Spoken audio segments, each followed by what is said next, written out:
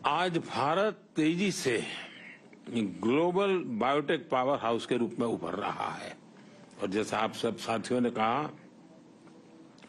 भारत में biopharma research promote करने के लिए एक फर्टाइल इकोसिस्टम है।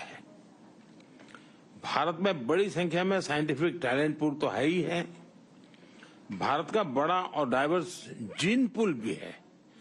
भारत की विशालता और विविधता, ये मैं समझता हूं कि वहां एक बार कोई चीज पायोनियर रही है और उसमें प्रयोग हुए हैं तो वो दुनिया में कहीं पर भी वो लागू हो सकते। इतनी विशालता और विविधता वहां भरी पड़ी है। एफोर्डेबल रिसर्च की पॉसिबिलिटी भी है और एफोर्डेबल मैन्युफैक्चरिंग और एश्योर्ड क्वालिटी भी है। बायो सिक्योर एक्ट जो कैपेसिटी गैप क्रिएट का होगा, भारत उसे ट्रस्टेड और एफिशिएंट तरीके से पूरा कर सकता है। बायो मैन्युफैक्चरिंग को बूस्ट करने के लिए हम बायो E3 पॉलिसी लेकर आए हैं। आपके साथ ध्यान में आया होगा, पिछले सप्ताह ही मैंने मेरी कैबिनेट में बायो E3 की पॉलिसी हम लेके आए हैं और एक बहुत फ्यूचरिस्टिक पॉलिसी हमने बनाई है। बायो E3 यानी biotechnology for economy, employment and environment, इन तीनों चीजों को लेकर के मैंने बायो E3 पॉलिसी को बल दिया है। 2030 तक भारत की बायो इकोनॉमी बढ़कर $300 बिलियन की होने की हम संभावना देखते हैं।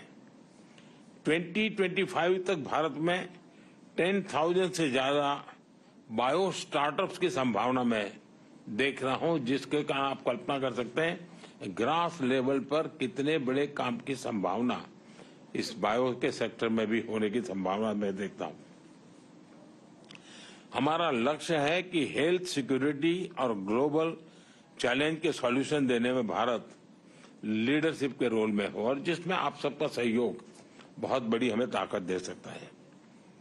भारत प्रो प्लैनेट पीपल की अप्रोच को लेकर इंफ्रास्ट्रक्चर बना रहा है, इनोवेट कर रहा है।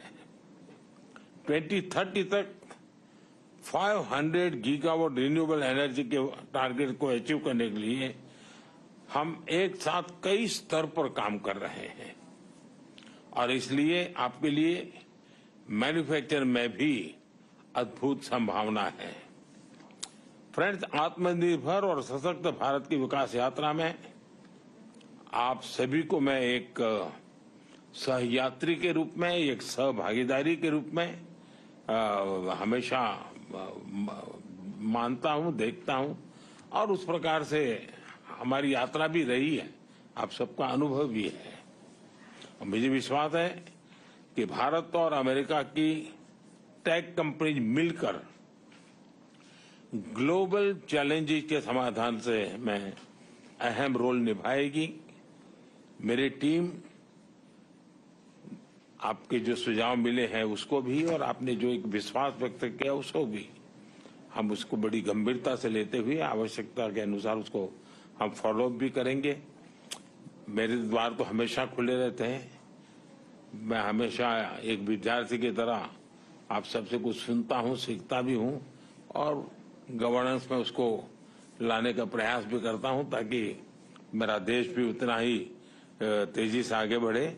लेकिन मैं फिर से एक बार आप सब समय निकाल करके आए, मैं आपका बहुत बहुत आभारी हूं और मैं आपका हृदय से आभारी हूं कि आप चिंता किए और इस काम को आगे बढ़ाए हो।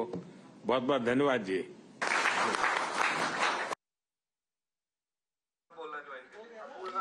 All right, you heard from Prime Minister Narendra Modi. He is in fact talking in great detail about the initiatives moving forward as far as technology and innovation is concerned, hoping for cooperation. And he's also spoken about the fact, essentially, that CEOs have lauded India for its initiatives when it comes to areas in cooperation in the business sector is what the Prime Minister essentially detailed upon just in fact a few moments ago. The Prime Minister, remember, is in the US. It's a 3-day visit, and today, in fact, is the final day of the Prime Minister's visit. These are details emerging at this point in time about what was discussed with leaders of the industry. He spoke about the fact that it was a fruitful roundtable with the CEOs of leading American tech companies, where he emphasized on India's growth story. The meeting, remember, has taken place during the second leg of Modi's 3-day visit to the US. It saw the participation of CEOs of major companies. Have fruitful discussions is what the Prime Minister has spoken about.